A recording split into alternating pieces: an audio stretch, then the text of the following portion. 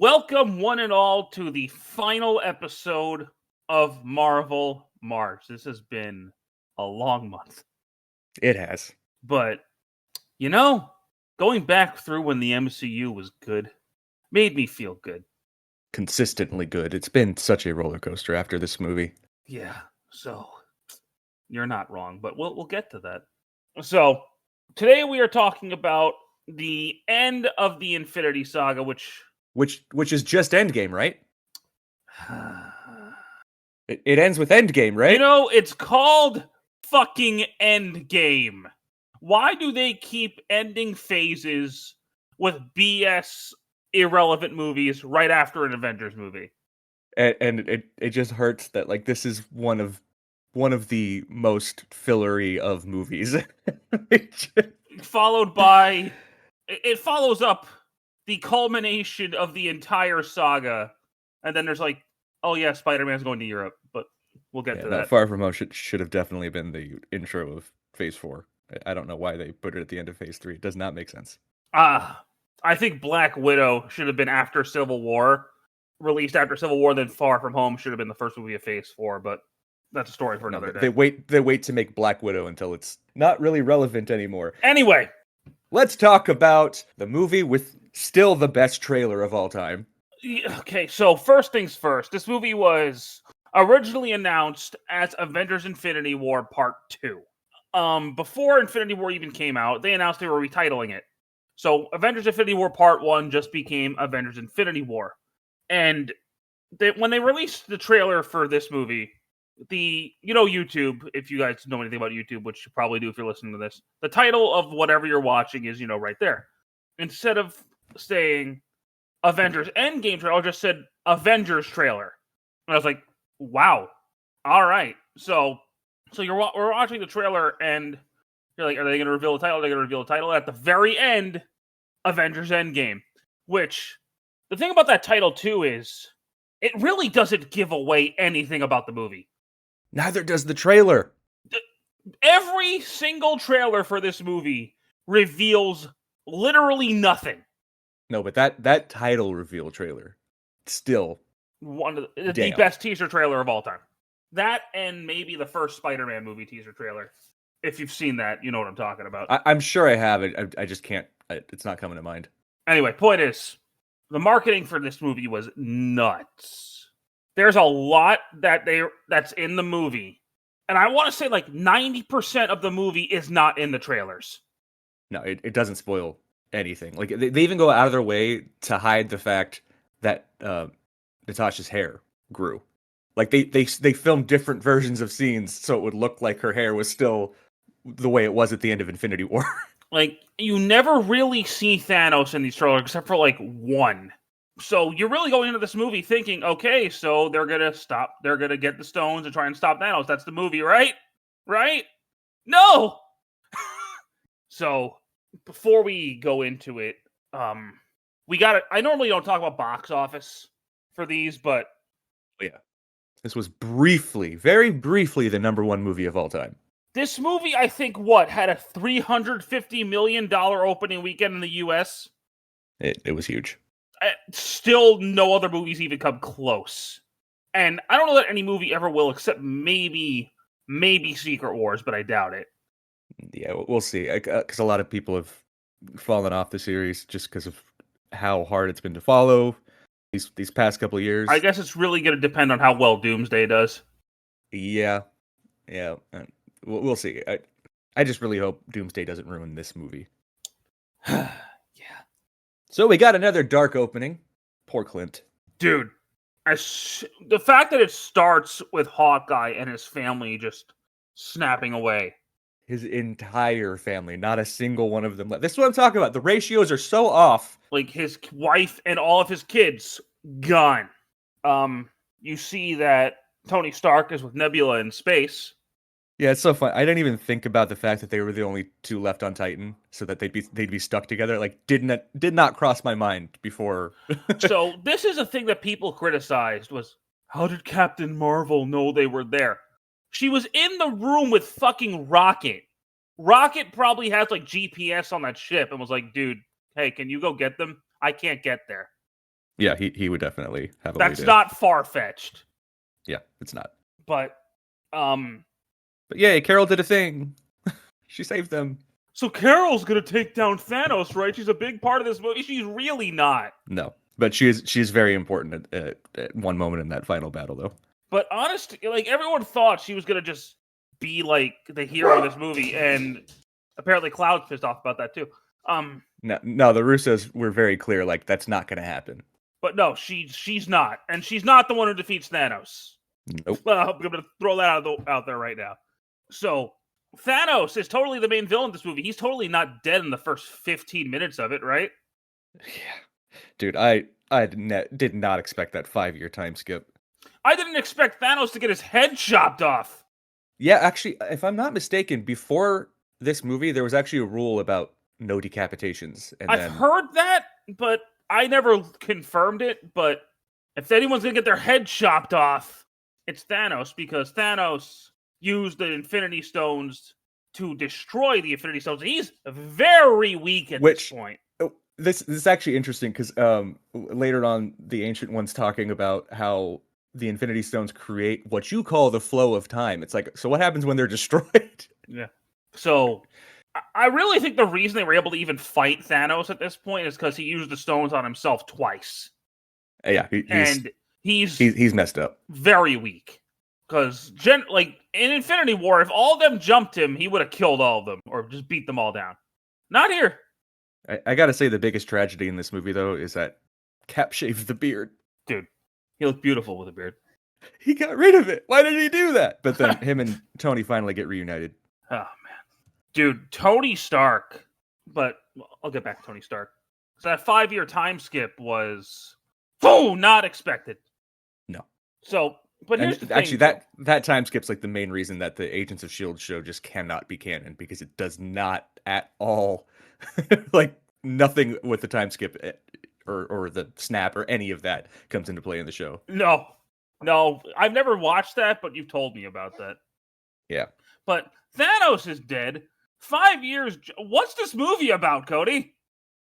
I don't know. Some kind of time heist and time travel. This movie's about fucking time travel. And I don't know if you really noticed, but that rat saved the universe. He did. Because because he gets Scott out of the quantum realm. Here's a thing, and I think we talked about this in the Ant-Man and the Wasp review. Scott was in the quantum realm for what he perceived was 5 hours, but he was really in it for 5 years. What was up with Jane?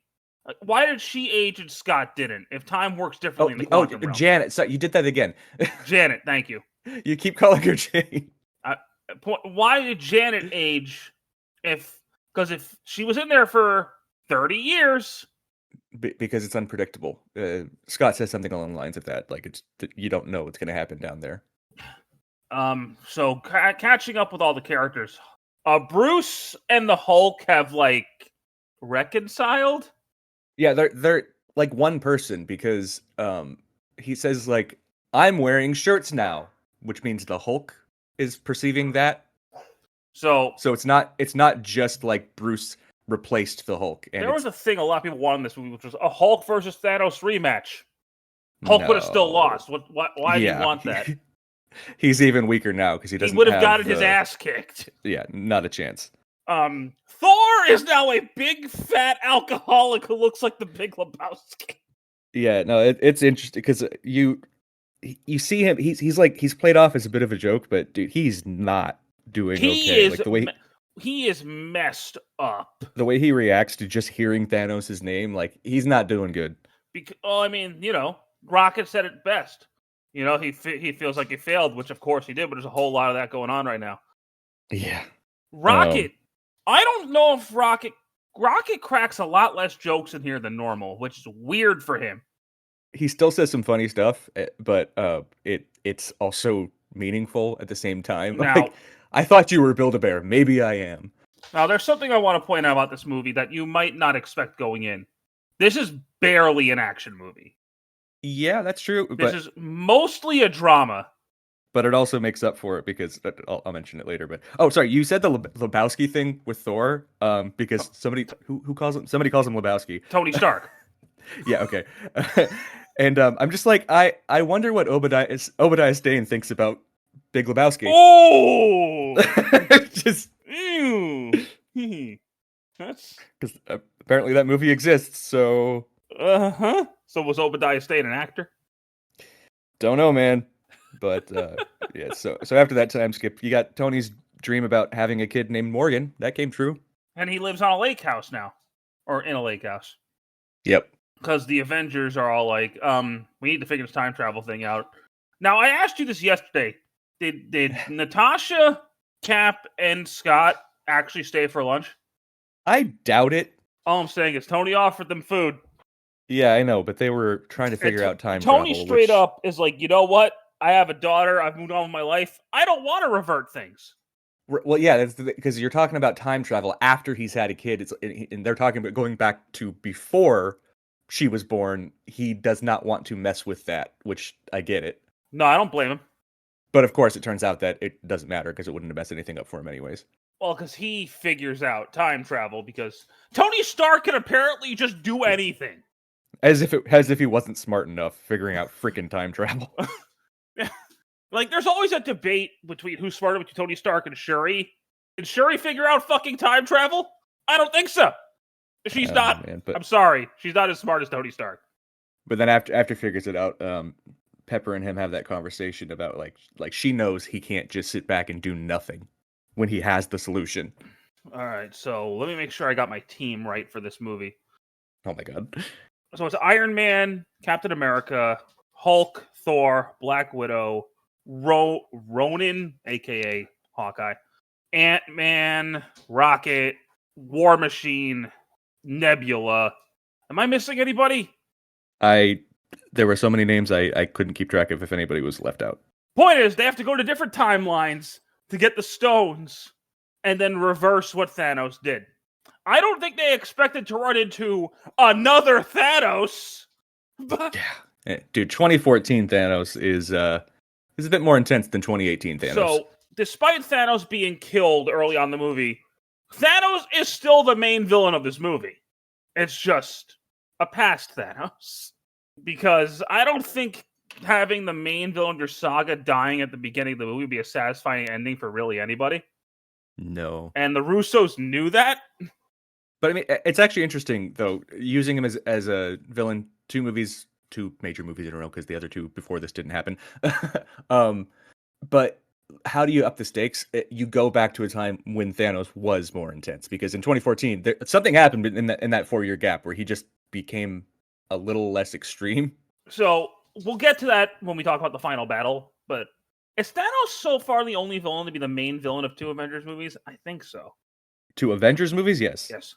Because Loki was the main villain of 2 movies, but they weren't both Avengers movies. But, everyone gets their stones back. Hulk gets the time stone. Rocket and Thor are supposed to go get the reality stone, but Thor freaks the fuck out. I also love that they're at the point where there's like mocking how ridiculous some of the scenarios are. Because well, I mean, Black Widow's like, if you go to the right time, there are 3 Infinity Stones in New York. Which is true. And how does that happen? Dude, Nats see you in a minute right before they leave. Ooh! Ouch. Yeah, let's talk about that bit real quick. So, I went into this movie thinking at least one Avenger was going to die, and my mind was on probably Hawk. And I think the Russos knew that, so they decided, nope! Black Widow is going to die instead! Yeah, well, yeah, because we knew because of the Soul Stone that somebody was going to have to die. Like, we already knew that. But I was like, even when I was watching that scene, I was like, okay, so Hawkeye's going to go. And it's Natasha going to... No, Natasha went bye-bye. Now, that's an interesting sort of fight to the death that Nat and Clint had, because that's not usually how a fight to the death works. No, it's usually you're going to try to kill the other person, not prevent the other person from dying. That was hard to watch, dude. Yeah, no, dude. So much stuff happens because everybody's so spread out, and there's just all this stuff going on at the same time. We didn't even mention this movie is in fact 3 hours long. It is. It's a long movie. which it needed to be. It really needed to be, though. Well, this is the finale. If it wasn't, that would be a huge problem. But then you have the two nebulas short-circuiting each other, so Thanos figures out what happened. I did like the part where they get the Mind Stone from the first Avengers movie. With the elevator callback. Hail Hydra. And I guess Captain America has America's ass. Yeah, he does. That is America's ass. Oh, that's something I want to talk about, too. I sort of mentioned already, there are still comedic bits in this movie. Not a lot, because the situation. But the ones that are there, unlike, let's say, Thor Ragnarok or Guardians 2, the comedy does not undersell the seriousness of the situation. Yeah, no, it doesn't. I mean, these are people who would definitely joke around to alleviate some of the tension. Oh, yeah. Oh, and then when Cap and Tony go back in time to that SHIELD facility. This probably should have told me where this movie is going when Tony gets that one-on-one time with Howard Stark. Well, Thor also got that with his mom. There's a lot of people talking to their dead parents in this. Mm-hmm. I don't think anyone went into this thinking Thor was going to die, though. No.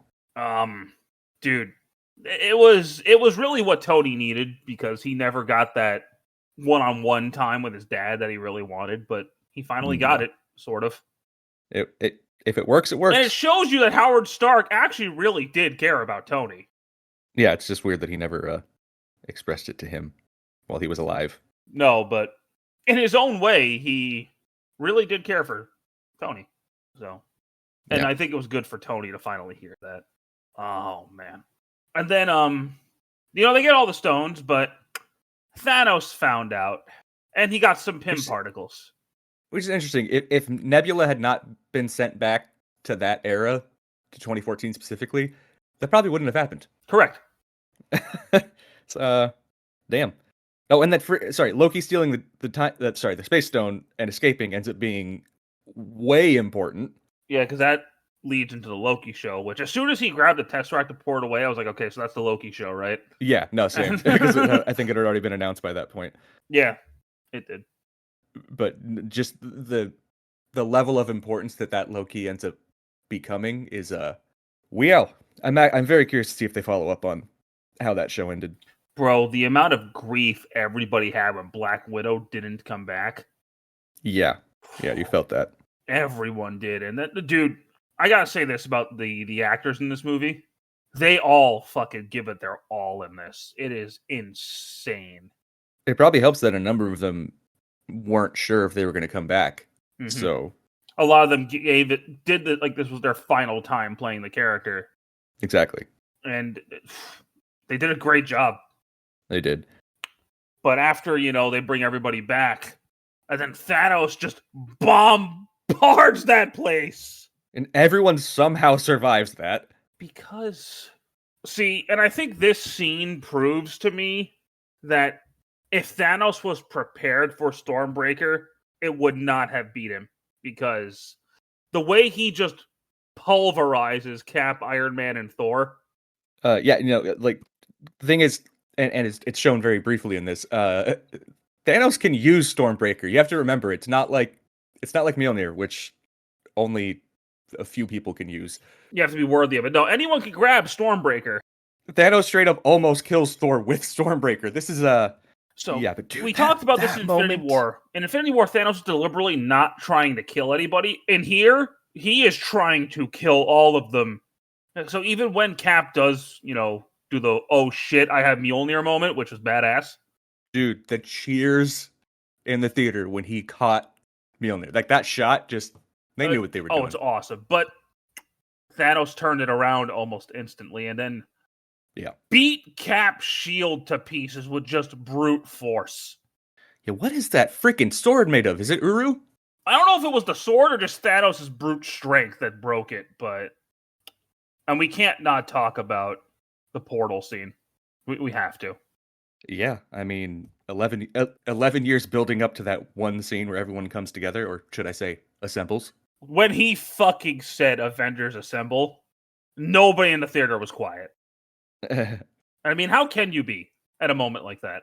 I think in my theater when I first saw it, the one reappearing who got the most cheers was actually Spider-Man. Yeah, well, because everybody got torn apart by the Mr. Stark. I don't feel so good. And then there he is, just swinging in, and I don't care what anyone says. This is the greatest superhero fight scene ever in a movie. Well, this is the craziest thing about that final scene, though. Is okay. So the goal of the movie is obviously to bring everyone back, and they do that successfully. And there's still like almost an hour of the movie left. Well, they still have to defeat Thanos. I know, but almost an hour left of the movie is insane. They had to give you. This is the final battle of the Infinity Saga. They had to make it work. Huge. Oh, and Wanda almost takes out Thanos by herself. Yes, she does. And she might have. She was close, but Rain of Fire. Oh man. I skipped over that too. It's great that Stanley got this last cameo in in time. This was a perfect final cameo for Stan Lee. I'm just glad he made it to Endgame. R.I.P. Mr. Stan. Mr. Stanley. Oh, can you believe that? I did not know this the first time I saw this. The time suits are fully CGI. Yeah. They don't. I had no idea. Unlike Spider-Man's suit, where it's freaking obvious. No, it's not so obvious here. The effects of this movie. Well, we didn't really talk about this in Infinity War, especially like Thanos. The effects in these two movies look really good. Or like when Captain Marvel comes in and destroys Thanos' ship. Yeah, that's her. That and saving Tony are her huge moments in this. That we still at this point didn't know who was going to defeat Thanos. I kind of had a feeling when Doctor Strange saved Tony Stark in Infinity War. I was like, "There's a reason he did that." Yeah, but Thanos almost does it again because he has the gauntlet, and he gets to a brief tussle with Tony Stark after Tony goes to Strange and is like, "This is the reality we win, right? If I tell you what happens, it won't happen." Mm-hmm. Okay. It had to be an impulse decision. He couldn't have known he was going to make that decision. So Tony Stark gets the Infinity Stones from Thanos after Thanos says, "I am inevitable." And he responds with, "I am Iron Man," and snaps. Yeah, dude, the craziest thing about that part is that it's a reshoot. Well, I mean, the "I am Iron Man" line is, but I think he always was. I think. Yeah, no, he was there. He was always going to be the one snapping. They had already filmed it initially, but in the original cut version of it, he just doesn't say anything. I think he just grinned and then snapped. Yeah, which the fact that they went back, refilmed it to say, "And I am Iron Man," is like that makes that scene. It's a huge just throwback to the very beginning of the MCU. And Thanos, unlike a lot of other villains, doesn't scream, doesn't whine, doesn't bitch. He just sits down, accepts his defeat, and fades away. Yep. Just like, well, you got me. That's basically what it was. He was like, all right, you know what? I lost. Tony Stark died. That shit still hurts. Because a lot of people's favorite character. And he was more or less the main character of the MCU. And he's gone. It's a wonder that the series has been struggling since this. Honestly, if you were an MCU fan and you didn't tear up here, you probably don't have a soul. I did. Oh, dude. My sister, because I saw this movie twice, back to back, 2 days back to back. And I took my sister the second time. She hadn't seen it yet. She was mortified. I don't blame her. I get it. And, the movie, they bring all the stones back, but Cap decides that he's just going to live a normal life. Yeah, Bucky knew Steve wasn't coming back. Mm-hmm. On that funeral scene with just everybody there, including the kid from Iron Man 3. Yeah, dude, when I first saw this, I did not recognize Harley. Nobody did, because it's not the same actor. It's like, who are you? No, I think it is. I think it is. He just looks totally different. Is it really?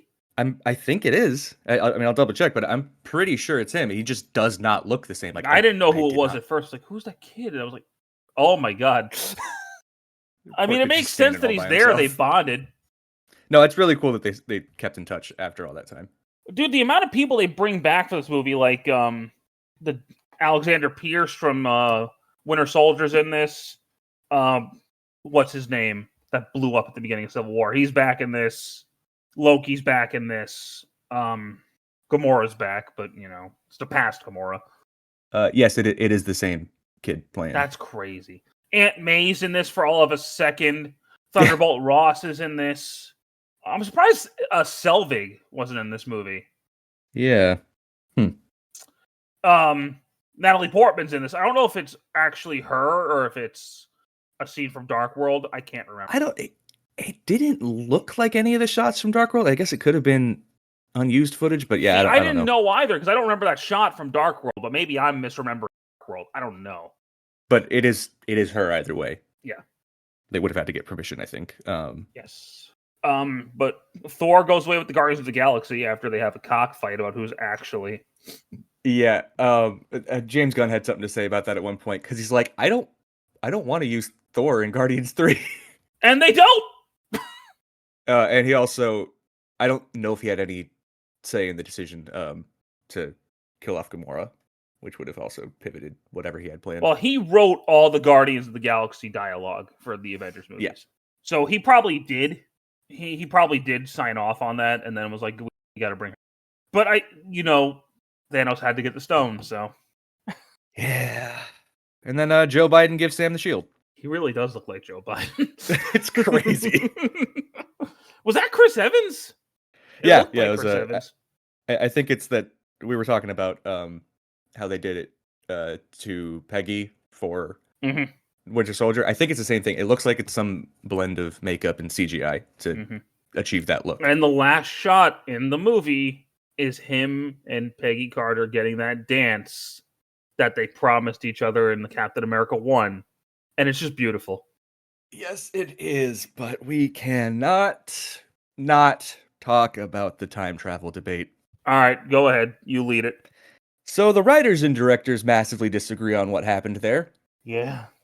And I think we're both in line with the Russos and what they say because it's the only thing that makes any freaking sense. See, the Russos tend to make more sense than the writers. Which is like, how are you taking this story, something that somebody else wrote, and making it make more sense? It's because they're just good directors. I mean, even when Bruce is talking to the Ancient One about the time travel thing and the timeline thing, like, she is talking about my new reality, and she's not talking about the branch that had to do with the Infinity Stone. She's saying, this is my reality now, don't screw it up. Yeah. She's talking about her own separate timeline. I don't know.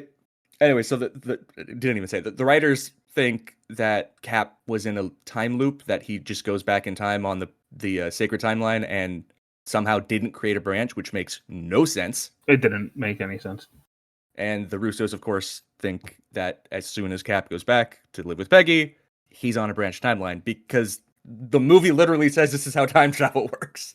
Yeah, he's like, Hulk and Nebula break it down to War Machine and Ant-Man just like that. Like, you cannot change the past. But they're like, oh, no, but he went back and he didn't change anything. That you can't not. Just existing in the past changes stuff. Like, you're now creating another timeline that's not going to affect your current timeline, but you're creating a branch. Yeah. Anyways, time travel's messy no matter when you do it. The way the Russos had it set up, the way that they presented it, it makes perfect sense, and there's nothing wrong with it at all. Like, there's nothing that can go wrong. No, there's not. But yeah, of course, there's that disagreement. And honestly, it's not even 100% decided who's right. I just really hope, again, Doomsday doesn't screw this up. We'll find out in December. But it's too long. It's too long. I'm going to, for me, and this is simply a me thing, this is still, I think, my all-time favorite comic book movie. It was an experience, for sure. Like, no other comic book movie, not Infinity War, not Spider-Man 2, nothing has made me feel the way this movie made me feel. I get it.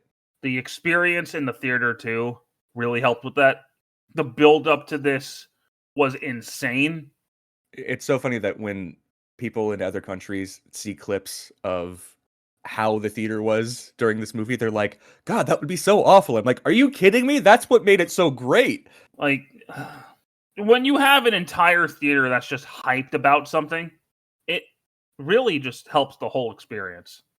It does, as long as they, stay quiet during the parts that you need to hear. Well, I mean, like, you can't expect people to not cheer when Cap finally says Avengers Assemble. It's going to happen. I think catching Mjolnir was even bigger than that. Sorry, Mew. Jonathan. Oh, yeah, Jonathan. Jonathan? Or you can't expect people to not, like, be upset when Tony Stark dies. Like, sorry. See, that's actually one of those cheer moments, because when Thanos realizes he doesn't have the stones, and then it cuts to Tony with all of them on his hand, everybody starts cheering. But the second he goes to talk, everybody shuts the hell up. Well, because like you're like, oh shit, Thanos is about to lose, and then you realize, wait, Tony Stark's just a guy. He's just a dude. That suit of armor wasn't saving him from that. No, unfortunately. So I guess Spider-Man Far From. No. The Infinity Saga ends here. That's it. There's nothing after. You have to give your thoughts on Endgame first. You haven't given your thoughts yet. It's phenomenal. I mean, I do still think that like Infinity War is structurally a better movie, but this is a better experience. It's really hard to rank these. But Endgame is fantastic. The fact that it all came together this well. Again, there were reshoots, and there were different cuts. There were alternate scenes. There were deleted scenes, and every single you have scenes in the trailer of normal looking Thor going through the time heights, not big fat Thor. Well, that's just deception things, but there's stuff That's where they awesome, actually though. had alternate versions of scenes, like, again, Tony not saying I am Iron Man, and there's deleted scenes like after Tony dies. There's this cut scene where everybody kneels, but it kind of becomes redundant when you have it and the funeral scene. Yeah. So cuts like that, like every single alternate and cut thing that they did that I've seen for this movie, I'm like, yeah, that was a good decision. I love you 3000. Stop it. I couldn't not mention that. I had to. Yeah. I guess Spider-Man Far From Home. No. Before I need a delay. Hey, so remember when they needed a stop it? They needed a badass Japanese dude with a sword, so they got Hiroyuki Sanada, as they always do, because it's always him. So Scorpion. Yeah, and even Wolverine has met him. I'm about to say, because I think he plays Scorpion, doesn't he? He does. Yes. So Spider-Man Far From Home, Cody. Why do you do that? No, wait, no, delaying more. When Smart Hulk tries to figure out time travel, he accidentally discovers the ultimate de-aging method. I can only imagine how the video version is going to look, where it keeps transitioning back from the Far From Home poster back to the Endgame poster, back and forth until we finally talk about what? Far From Home. I wouldn't do that. What are you talking about? Okay, so Spider-Man Far From Home. We can't keep doing this. Damn it. Fine. So this is the first follow-up to Avengers Endgame, and it's for some reason a part of the Infinity Saga. Yeah, it still bothers me. But, and here's the thing. All this movie is really about is Spider-Man all of a sudden has a thing for MJ. When the hell did that happen? Yeah, no, it is very sudden. And who's going to be the new Iron Man? And then Mysterio's there being a dickhead. That's pretty much it. This is your follow-up to Endgame? Oh, right, and also he's still 16 somehow. That doesn't make any sense! No way to make that make sense. And we don't mean because of the 5-year time skip. Like, we know that. It's the fact that it's been 2 years since he was 15. How is he still 16? He should be 17 at the very least. Yes. Anyway. All right, and they completely make a joke out of this, and this still bugs the hell out of me. That whole calling it the blip thing, which is apparently coined by the people who disappeared and came back, because to them it was a blip. But what were they calling it for 5 years? The Thanos. It was at one point it was supposed to be called the decimation, but I remember that. But that's not really canon because it hasn't been in anything. But it's just weird that, like, even when they're talking about the 5 years that everyone was gone, they still refer to it as the blip. It's like, for 5 years, you weren't calling it that. What were you saying? Because a lot of people didn't know about... not a lot of people really knew that Thanos just snapped his fingers. Right. So, like, in the real world, we called it the snap. But in universe, that wouldn't make sense. No. Aside from, like, the Avengers, who really knew about the Thanos thing? Exactly. Anyway. We got another forced weird random relationship with Happy and May. Because We got a Bruce Natasha situation all over again. Oh, and then Betty and Ned get together on a plane to Europe. Yep, that's a thing. Okay, I'm be so honest with you guys about this movie. I don't think it's the worst Spider-Man movie. I still think 3 and the 2 Amazing Spider-Man movies are worse than this. But the first half is really hard to get through. Out of all of the Spider-Man movies, I don't know if I can say this is the worst, but it's the one I want to watch the least. Like I would much rather watch both Amazing Spider-Man movies than watch this. I don't know if it's worse, but I don't want to watch it. So here's the thing. When you compare this to the other 2 MCU Spider-Man movies, because I really liked Homecoming and I really like No Way Home, which the naming convention of these movies annoys me. So, but regardless, it still messes me up. Except Homecoming. But I really like Homecoming and No Way Home. Far From Home, and I don't know if again it's just because it's right after Endgame, but I'm just like, no, meh. It's not that this time. The first half of this movie is just so utterly pointless. I mean, especially when so I will say the first time I saw this, they did almost have me believing that Mysterio might be a good guy, like they might turn that around, but of course. So I never believed that. They held on to him being the good guy for so long, so far into the movie, it almost became believable. But I didn't expect the guy who got yelled at by Obadiah Stane to be in this movie. Yeah, that was like there's this whole right. All the villains in this are Stark created again.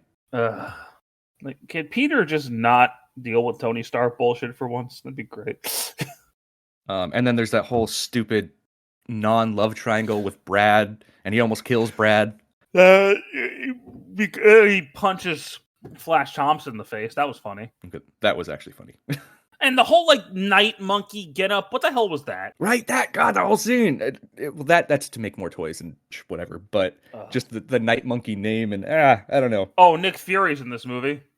No, he's not. Shut up. Anyway, he's not. He's really not. Because they always have to have one MCU character also in this, and for some reason they picked Nick Fury.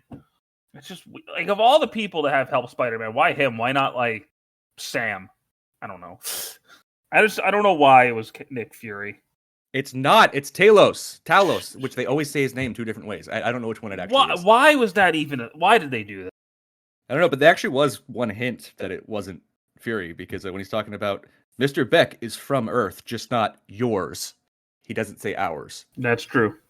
That's a not normal thing to say. Oh, and this is not 616, okay? Right. That whole thing. It's not. It's 1999-99. I don't know why they tried to call it that, but 616 is the comic universe. Yes. This is not the comics. Well, you know what's really weird, though, is later they do have another universe calling 1999-99 616. How did Quentin know about that? Whatever. So everything about Mysterio is fake. Even his freaking suit is fake. Yeah, because he has the burp technology. Barf. Thank you. Fuck you. So he has the barf technology. From Civil War. That apparently he created, which... Is why did he's he, though? Angry. I guess so. But he's unstable. He's just a lunatic. Jake Gyllenhaal does a good job playing him, though. Oh, yeah, he does. And I don't know if you saw him and Tom Holland in interviews, but they're funny. Yes, they are. There's the whole thing talking about like the Peter Tingle, which they still have not said Spidey sense anywhere in the MCU. The whole Peter Tingle thing annoys me because it's so inconsistent in the MCU. I don't know if that's because of the different directors for every movie Spider-Man's in. I don't know, but it's frustrating. Yeah, I don't know what that's about either. So anyway, the whole first half of this movie is just nothing really important happens, and especially because going back, it's even harder because for a fact, which you kind of did the first time, that Mysterio is a bad guy. So the whole first half of the movie is not only pointless, but it's fake. So just skip to the second half of the movie because it actually gets a lot better after MJ tries calling out Peter for being Spider-Man. After that, it gets a lot better. Yeah, it does. Because you get that super layered illusion with Mysterio, and that scene is freaking cool. Dude, it was actually. And then the drone battle is pretty awesome, and that final moment when he's in the hallway and his Peter Tingle is working. God damn it, I hate that. Okay, here's my thing, too. Why is the first post-credit scene not just the fucking ending? Yeah, That is weird. It is a weird thing. Because I it's a think because post-credit scene that literally takes place right after the ending. Why? yeah, it's weird. It is weird. But I will say I was legitimately surprised to see J.K. Simmons back. That was actually awesome because I think this is the first time they've recast an MCU character as a character as an actor from a previous version. Yep. So that was neat. I liked that. Now, the marketing for this movie was stupid because you're showing trailers before Endgame's even out. Why? Why did you do that? They should not have done that. Because now you're kind of ruining Endgame because, like, oh, so he comes back. Which, I mean, it's a no shit scenario, but I still didn't want to know that. Yeah. But I don't. It has to be a Sony thing, right? Like they wanted another Spider-Man movie. No idea. But I remember when I first saw the trailer, I was like, wait, either this takes place before Infinity War, or they just spoiled that he comes back. I don't know. Anyway, Yep. this movie exists. Yeah, it does. That's about it. And then there's the post-credit scene which reveals that Fury and Hill are Talos and his wife, and doesn't really amount to much. I mean, there's that secret invasion show, but nobody needs to watch that. I almost consider that not canon. It until anything from it comes back, it's not. It's kind of like She-Hulk, same thing. Until anything from that comes back, these are not canon. Yeah.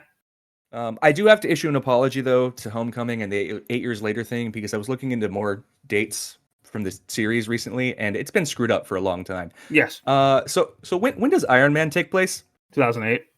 When does Avengers take place? 2012. When does Iron Man 2 take place? Because it takes place 6 months after Iron Man and 1 year before Avengers. No way to make that work. Fuck. Yep. No, it's been screwed up for a long time. 8 years later is still the worst, but I did not realize that Iron Man 2 specifically was that messed up. Fuck. Well. Yep. Sorry. Shit. My entire perception of reality is coming into question. That's what happens, man. It's the price of being a nerd. So that, my friends, was the entire Infinity Saga of the MCU. This was a long one. Oh, yeah. But most of that was Endgame. So, which I figured. We have not had a discussion this long in quite a while. But I mean, Endgame. You got a lot to say when it comes to Endgame, but then you throw in this stupid Spider-Man movie, and well, you know. But what can you do? Hey, Cody. I don't know what we're doing next. I know we talked about it, but I can't remember. So since Marvel March is over, what is it? My turn or is it your turn? I have no idea. We had something we were planning on doing. I don't know if we're still doing that though. All right, cool. So next time we're gonna. Some people are going to love us. Some people are going to hate us. By us, I mean Cody. Shut up. So we are going to talk about one of my favorite games of all time, which is Claire Obscure Expedition 33. This is going to be interesting. I have concerns.